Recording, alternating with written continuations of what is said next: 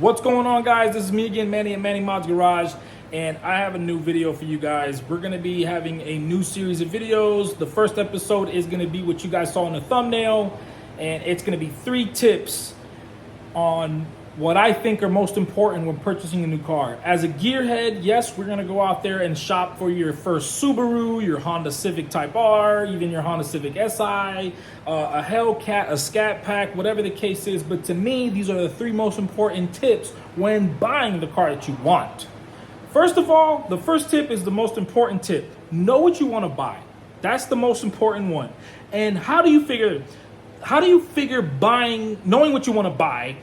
It's not as easy as said and done. So, for example, what I do, what I think is most recommended is go to CarMax. The reason why I tell you to go to CarMax is because it's a no haggle, no harassment style of dealership. You're not going to have a problem going in there and having a salesman coming up saying, hey, please, we have incentives, we have this, we have that. They don't have any of that. That's literally like shopping at Walmart. No one's going to bother you. Nobody's going to push you to buy something new. You're just going to go into CarMax and you're going to walk through those glass doors. They're going to come to you and ask you, is there anything specific that you are looking for? We can check for you. But they're not going to sit there and pressure you on buying anything until you say so. So that's why I love going to CarMax. And I'll give you a perfect example. Let's say I want to buy an SUV. I don't know what type of SUV I want, but it's in the realm of a BMW. Let's say I want an M5, right? Or I want just a 5 Series BMW X, for example. When I go into CarMax, I'll have an idea because they have all types of brands. Most brands that you're looking for, unless you're looking for like a Bentley or something crazy or a Urus, you're gonna have most makes there. So if I go to CarMax, I can sit in all the cars. I can enjoy and check out all the bells and whistles of each brand and make. I can check out what certain SUV has, what another certain SUV doesn't have, and that kind of helps me have a broader idea of what I like when I sit in a vehicle, an SUV. For example, if you go into, let's say, a Toyota dealership, they're going to show you what their SUVs are, and you're going to have 3, maybe 4 different versions of just that same exact box and that body style.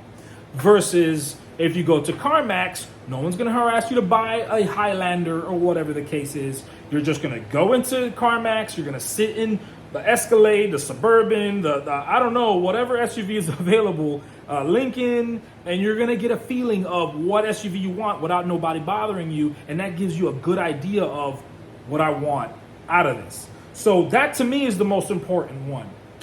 Tip number 2, do not go buying anything right away. I know it's easier said than done because a lot of people, especially like me, if I go into a dealership and I see a brand new Corvette, a C8, a Z06, and I can afford it, and I go into this dealership and I say, man, I really want the Z06 so bad, I've been waiting for it. Be patient, guys. Do yourself the favor. Leave with a buyer's order, okay, or some type of idea of, okay, now I know how much it is. Now I know what I'm offered. I can take this after I figured out what I wanted to buy. Now I know what I'm looking for. I went to a dealership. They told me, hey, it's this much, it's that much, and this is what you're going to walk away with. Take the paper. Don't take the keys. That is the key of this whole second tip. Do not take the keys and leave with it. Because I promise you, there's a better deal out there somewhere. Just like there's more fish in the sea as far as relationships, it's just the same way with cars and vehicles. There's way more out there, so be patient with yourself and don't go jumping into the first dealership after you figured out what you wanted. If you want that Subaru and you found the WRX STI that you've been dying for in blue and with every option, I know it's harder, it's easier said than done, but just take the buyer's order, which is a legit document from the dealership after they tried hustling the crap out of you that has all the information on there. Take that paper and run and leave. What that's going to do, guys, it's going to marinate in your head, and you're going to have all these ideas, and you're going to have now the time to look at the numbers, and you can figure out what you can and cannot afford. And now this helps you have a good idea of what you might want to look into. Maybe you want to look at an Evo. Maybe you want to look at something else, a BMW, a Mercedes-Benz, something. You never know, guys. So just second tip, don't leave with the keys. Just leave with that document. Leave with a buyer's order, and that's it. The third tip, Now this is the part of glory. Now you can take this buyer's order and you can go to the next dealership, and now you have something to battle with. Worst thing you want to do is go into a dealership with nothing and then they hustle you and take all your money. There's a lot of gimmicks that dealerships like to use, and I tell you, one of them is they want you to use their banking systems. They're going to pull your credit, and you're going to have all these different credit unions and different banks pulling your credit, and they're going to see what you can and cannot buy. And the screwed up part of all of this is they're going to give you what you said you wanted. So if they come to you and they tell you the most famous thing ever, where do you want to be in payments? That's where you're screwed. Because what you need to know is what's your interest rate, and you want to know what your monthly payments could be. You want to go lower and lower and lower. So take that buyer's order, you tell them, hey, I just went to this dealership yesterday and I found my dream car. But I looked up last night online that you have the same car. I want to know if you can beat that price with this buyer's order. And that's how you win this case. That's how you're going to win the deal of a lifetime. And that's why I got my Hellcat, and that's how we got the TRX. We go to the dealership, we hassle them, they hassle me, and at the end of the day, we didn't leave with the keys, we left with the buyer's order, we went to the dealership with a similar vehicle. We knew that that was basically what we wanted or more, because now I have it in my head that I want something better. I'll take this buyer's order, I found something better, I'll tell them what the other guy said, can you beat this? The key in this is very important though. When you do bring that buyer's order, you want them to feel like you want to go back to the other dealership.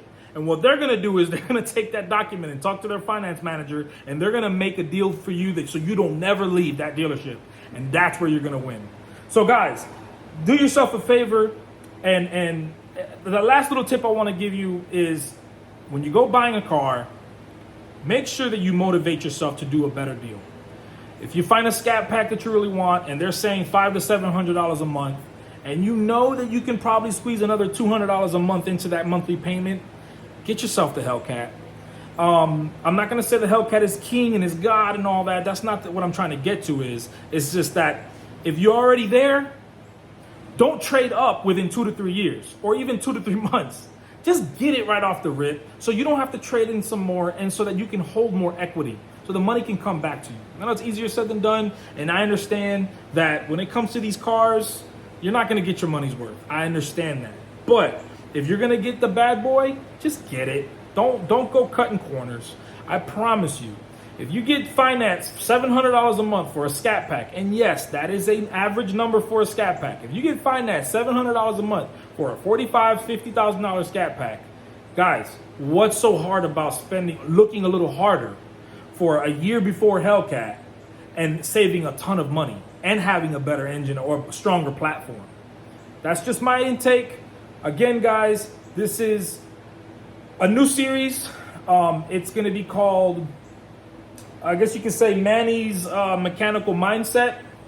And that's just my intake, guys, on buying a new vehicle. So please do me a favor, subscribe. And if you like this video, and if you guys have any more input, or if you want a new topic to be talked about and you want to know what I think, get in the comment section below. And what I'll do is I'll just take a look at all these requests and I'll talk about that probably in the next episode or 2 or 3. Who knows? Thank you so much for watching, guys. Thank you for subscribing. I'll talk to you guys next time on Manny Mod's Garage. Peace out.